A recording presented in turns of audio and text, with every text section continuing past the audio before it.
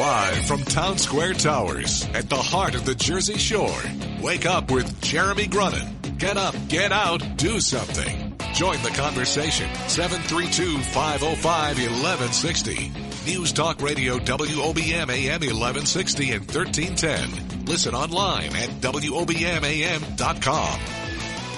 Good morning, ladies and gentlemen, and welcome back. I'm Ken Malagiere, local small business owner in for Jeremy Grunin. You are listening to Wake Up with Jeremy Grunin, streaming live at WOBMAM.com, 1160 and 1310 on your radio AM dial, and of course available on our radio pup app, 1160 News Talk Radio, and we are broadcasting live from the beautiful Town Square Media Tower in downtown Toms River at 21 degrees. I am so excited. One of my most favorite local entrepreneurs happens to be a restaurateur. Rick Lee is joining us. Good morning, Rick. Good morning, Ken. It is such a pleasure to have you.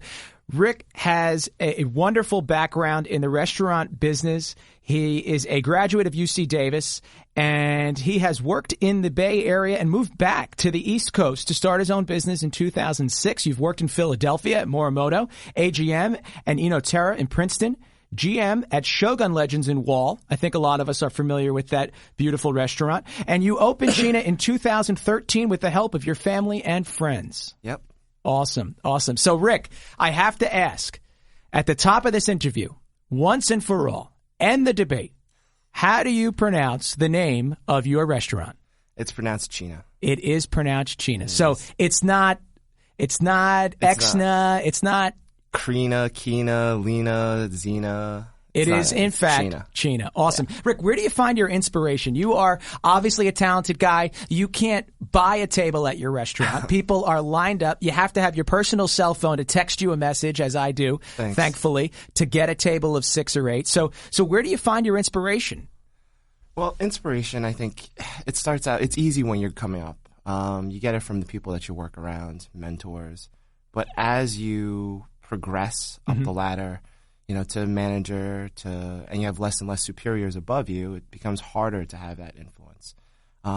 Nowadays, it really comes from outside. You have to be very deliberate in where you get your influence and your inspiration from. Right. So, reading, but traveling more than anything else. Right. And I know you're an avid traveler. Where are some of your most favorite places that you've been? Specifically where you get the best inspiration. I think one of the greatest places you can go is probably Japan, especially in our cuisine that we specialize in. Awesome. Japan just does it in a different way, not just from a culinary standpoint, from a hospitality standpoint. Really? Yeah, the level of hospitality there is second to none. They really care. It's crazy. I'll tell people stories about Japan. When you go there, everyone just takes such great care of you. You can go into any shop. I got lost a couple times. And this was back in the days when you didn't have GPS in your phones. Right. And you would walk into a store and just be like, in my broke Japanese, English, whatever, and ask for directions. And I tell you, people, not even a store that you're shopping in, just a random shop, will come, point you in the right direction, walk you down the block, draw you a map. And I'm not exaggerating. Right. They will literally go out of their way, bend over backwards to kind of make sure that, you're... So just like New Jersey. Exactly, just like New Jersey, right? Yeah. So awesome. It's funny in that way. But that is awesome. Yeah, that is awesome. I know that there's many times that I come to the restaurant and Susan or your dad are there, and you're off. In fact, this afternoon you fly out to L.A. To L.A. So awesome. Is that business or pleasure? A little bit of both. All right. Wonderful. Wonderful. Rick, what are some of the greatest challenges? Now, there's so many shows, whether you're on the Food Network or TLC or the Discovery Channel. It is chock-a-block with these restaurant shows. So what are some of the greatest challenges that you see in your industry or in your business? Oh, wow. How long do we have? An hour? We have just about an hour. I think a few breaks I can go in between. on for an hour about this, but there's a lot of challenges. Obviously, from the food standpoint, sourcing, where food comes from. Right. You hear all these things. You watch these documentaries about, like Food Inc. or Forks Over Knives, and they talk about GMOs and, fatty foods and sugar and diabetes and all that stuff. So that's obviously a big challenge. Also, sustainability. Right. Fishing. I'm in the sushi business, right? Mm-hmm. So, but tuna is, one of those fish that is really becoming less and less available as time goes on. and we have to find sustainable ways of sourcing our product. Right. People knock farm-raised salmon all the time. Everybody wants wild salmon. I mean, there's only so wild much salmon in the world, right? And the world's becoming more and more populated, and people want more and more things like that. But you have to find ways to raise it in a way that's not going to impact the world, negatively. Right. Yeah, and still provide it, at a price point that people can afford. Yeah, so it's tough. And you do a great job at that. And what I have to say, if you haven't had the pleasure to have a dining experience at Xina, it is the freshness of your food quality. And I think that has a lot to do with the fact that you're so busy you probably can't keep an inventory of anything in that restaurant. That definitely helps. But Zach is hoping to make a reservation soon. Yes. He has not been to Xina, and I've already scolded him several times throughout this morning program. But we are definitely missing. You are missing out if you have not had a dining experience at Xina. So, Rick, you were born and raised in New York City. Obviously, we've already discussed you went to school out in UC Davis. So, why the Jersey Shore? It's funny. People ask me that all the time. I just moved here by accident. My dad came down here to work at Shogun in Bailey. Mm-hmm. But I went to high school in the city, and my senior prom, we had the choice of going to the Jersey Shore, Seaside Heights, right, or the Hamptons. And of all the places, easy choice. Of course, I picked Seaside Heights for whatever reason. So I remember in 1999 coming down here, going to Bamboo, and now I live about 2 blocks away from there. So it's kind of funny. But no, we just found this building, and we were able to get a good lease, and it was the start. It's a great building. By the way, that building has a lot of history in Toms River and on the Jersey Shore. I will note that I say this every time we take friends to your beautiful restaurant, is that back in the day, so I'm going back 40 or 50 years, that was the bar that my grandfather and my now husband's grandfather used to go to every single night. So it's kind of cool that our most favorite restaurant is the same place where our grandfathers mutually love to go. So I think that that's a pretty cool thing how that comes full circle. Yeah. And you've done a beautiful job. The restaurant itself is beautiful. Give everybody that phone number and your website. Telephone number there is 732-279-6327. And we're going to actually start allowing online reservations probably by the end of the month. That would help. So you can make that through Seat Me on the Yelp app, and website's Xina Restaurant at XinaRestaurant.com. XinaRestaurant.com. Don't call them right now. No one will answer. But XinaRestaurant.com, hopefully they'll be able to have that restaurant app up and running for getting your reservation in by the end of this month. That would certainly help. It is a fabulous restaurant. Rick, what do you do in your leisure time? I don't have much leisure time, but we were joking earlier that you got to bed around 1:30. You don't often see the sunrise, but you did this morning, so now you've got the whole day ahead of you. Yeah. I don't see the sunrise from the right end of things. Usually it's because I'm staying up too late. But no, leisure time, you try to fill it with something productive. We closed for Super Bowl, and instead of watching, I ended up going to the museum. But if not, then I'm usually going out on to the city or somewhere, going out with my girlfriend. That's awesome. That's awesome. If Rick, we're going to be leaving here in a minute, and then we'll be back with you. But if you could just change one thing in your business, what would it be? Wow. Change one thing about the business. I guess perhaps right nowadays, like the labor structure. Yeah. The way things are. It's tough. There's a huge disparity between what people make in the front and what people make in the back. And it's hard. It's difficult to make a livable wage, making in the restaurant industry. Yeah. Line cooks, they get it the worst. Coming out of culinary school, you pay $30,000 a year for it. Yeah. You make $8 an hour and work 10 hours free a week. Right. So Rick Lee from Xina Restaurant leading the way on labor disparity in the workplace, in the restaurants. Ladies and gentlemen, we'll be back with Rick Lee from Xina Restaurant. Thanks. Wake up with Jeremy Grunin wherever you go. Download the Radio Pup app for your smartphone or tablet. News Talk Radio WOBM AM 1160 and 1310.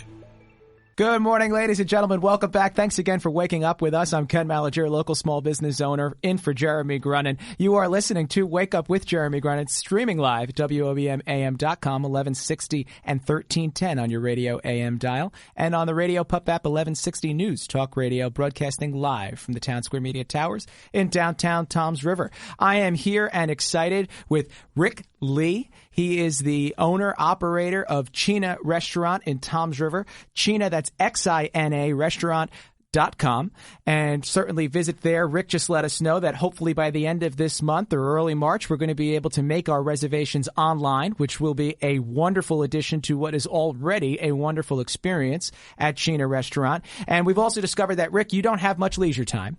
Not much. Not much at all. But what are some of your future goals or plans for your business specifically? Do you have any on the tap?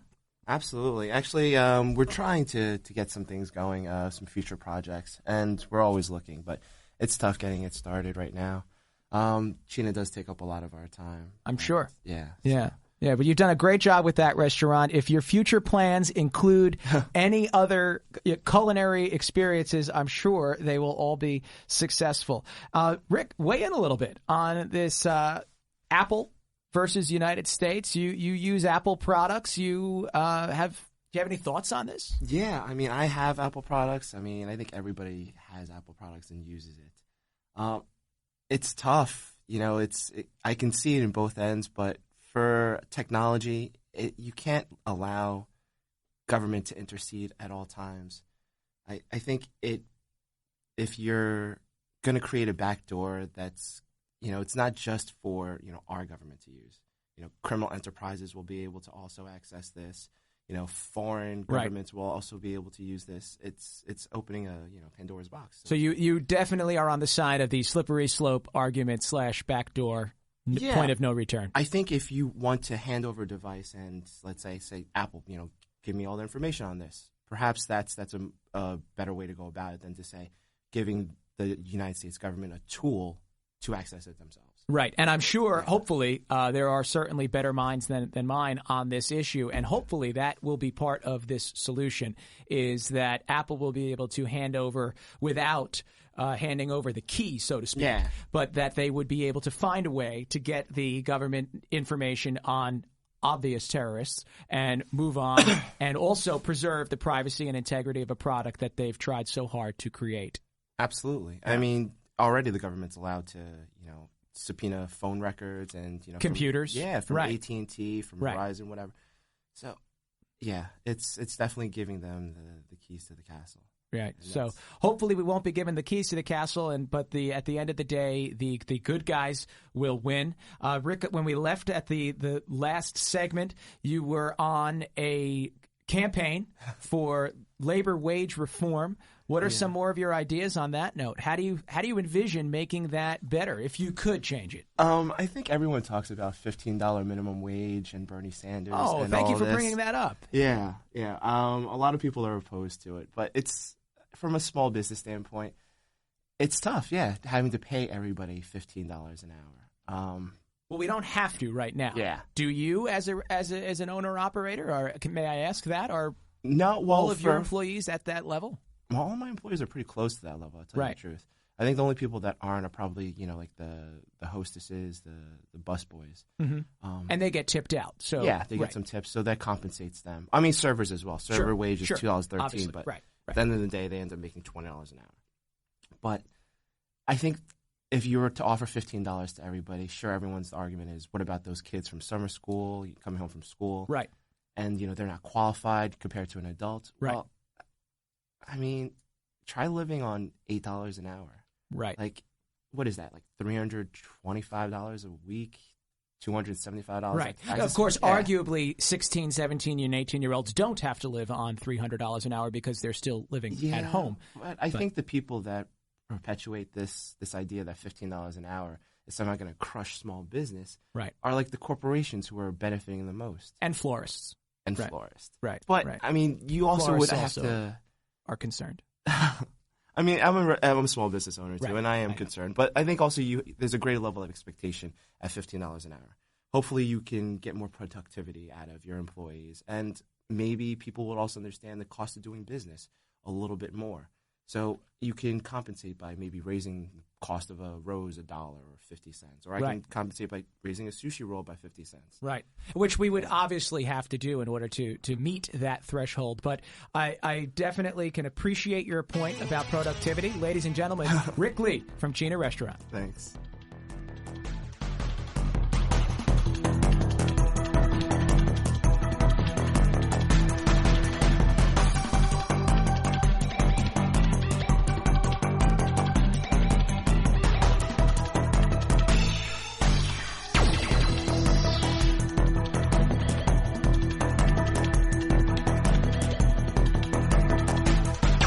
The news never stops at WOBMAM.com. Get the latest from WOBM News, the Town Square, New Jersey News Network, and Fox News Radio.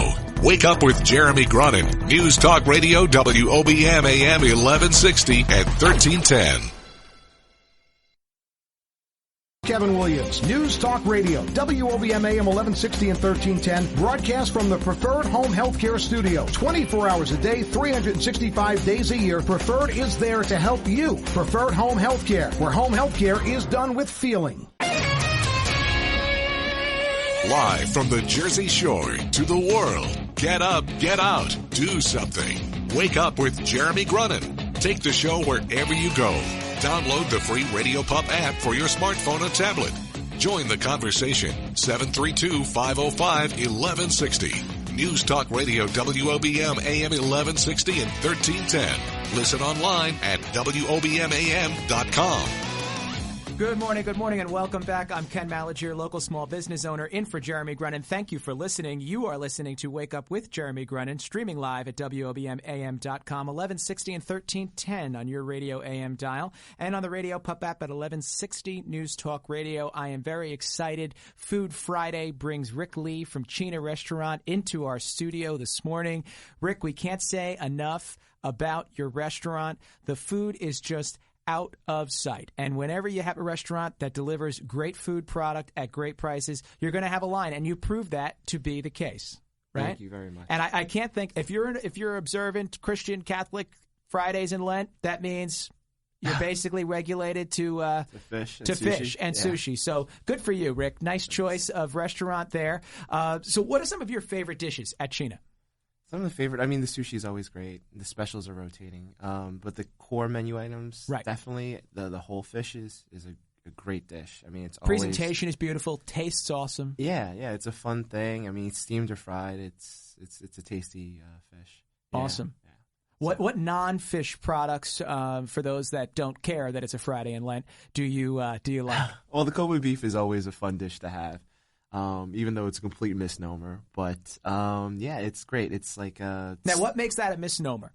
Well, Kobe is a town in Japan, right? Right. So everyone thinks Kobe beef, like Kobe Bryant's named after Kobe beef. It's like the Cadillac of steaks. Right. Super fatty, super marbled. They brush the cows with, straw brooms to marble out or even out the fat, and they feed them beer to make them relax. Like, it's legendary. Right. But you can't get Kobe anywhere. Real Kobe. Right. So when you go to Cheesecake Factory and get a Kobe slider, it's Wagyu. And usually it's going to be American, grown in Montana, or it could be Australian. But it's Wagyu beef, which is the breed of cattle. Mm-hmm. But Kobe itself only really comes from Kobe in Japan, and then it's only shipped to Macau, I think, and that's probably like the only place outside of Japan that they actually send real Kobe beef to. And there's no Kobe beef police, so you don't have to worry about the fact that we've got Kobe beef? Yeah, unfortunately, no. I mean, that's one of the problems with the food industry is that people can really just say whatever they want to say, but people are also used to it, hearing it. So you have to continue to perpetuate these ideas. Right. Beef on a stone does not sound as good as Kobe beef. Ishiyaki. Yeah. Ishiyaki. I agree. Yeah. You would order that every day. Yeah. Kobe beef Ishiyaki. I mean, it's Wagyu. But it's. So have your Wagyu at Xina, and we'll close our eyes, that it is Kobe, and none of us in Ocean County will know the difference. So, Rick, Let us know. If you had a magic wand, Jeremy always likes to pull out the magic wand, the Grunin magic wand, and you could improve one thing in your community, greater New Jersey Shore area, what would it be? I think what we really need is to foster small businesses and to bring in artists and more creativity. Right. And I think a great way of doing that is to try to educate people. I mean, people always ask me, how I got my start. And, it was constructing business plans and really figuring it out. I just didn't magically wake up and say, I wanted to start a business and then go ahead and do it. It took a lot of years of planning, working towards it, gaining the requisite skill sets. And SCORE, which is a local organization here, really helped me do that. They're really good down there about it. And, I went there with the intention of getting, small business loans, seeing what, help I could get. And it's hard. I'm a minority, but it's still not easy trying to get something. Only things out there, there's programs available for veterans, but beyond that, it's really difficult to try to get a loan from anybody. So tell us a little bit more about SCORE. How does that work? I'm sure there are members of our listening audience who aren't as familiar with SCORE as certainly you are now. But is it a mentoring program? Is it a funding program? How does it's it work? It's a mentoring program, and they really just help small businesses get on track. So they'll help you construct a business plan, fill out loan applications, and really point you in the right direction as to what it takes, what it entails getting started. Beautiful. And they're located in the library right down the street, Toms River. The Toms River branch of the Ocean County Library. Great library system, as a matter of fact, celebrating 90 years of service in our community this year. Ocean County Library, shout out to all those members of the Library Foundation and librarians. Librarians have a history of waking up early, so there might be a few that are actually listening, maybe on listening to this show this morning. So you would definitely be an advocate for SCORE, small business, more small business in our area. And how about the arts? Rick, you are passionate about the arts, bringing more arts to our community. I definitely am. Yeah, I mean, it'd be fun to get some, galleries and, things going around here. I mean, we talked about cultural diversity in this area, and it's something that the town definitely could use. Right. We could use a little improvement on that. There's room to grow, certainly in terms of culture and the art scene. There is a lot going on with the Community Artist Project, and certainly opportunities for more people to get involved in the arts. But absolutely great restaurant, great young entrepreneur, Rick Lee from Xina. Great food, amazing prices. I mean, you can go to Xina and have a dish that is out of this world, literally for what it would cost you to go to, and I don't mean this disparagingly, to what it would cost to go to a diner. And I'm not advocating that you raise your prices, Rick, but I am saying that it is an amazing experience for the value, and it is a BYOB. We love BYOB. Thank you. I am not able to bring a Manhattan when I BYOB because that's trouble, but I do love a good BYOB. Rick Lee from Xina Restaurant. Coming up, we're going to have Dana Lancelotti calling in with what's going on the Jersey Shore this weekend. Rick, I can't thank you enough. You're going to stay on the line while we have Dana call in so that we can color in her weekend review. Ladies and gentlemen, you are listening to Wake Up with Jeremy Grunin, live from the Town Square Media Towers. Rush Limbaugh today at noon.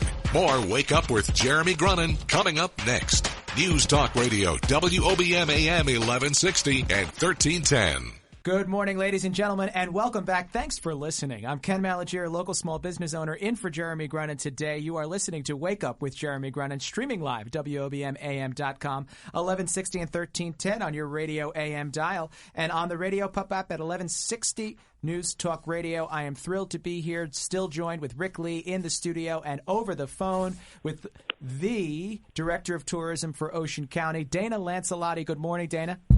Good morning, Ken. How are you? I am wonderful. It is great to hear your voice. Dana and I get to be on many, many organizations around the county together. And what's going on this weekend?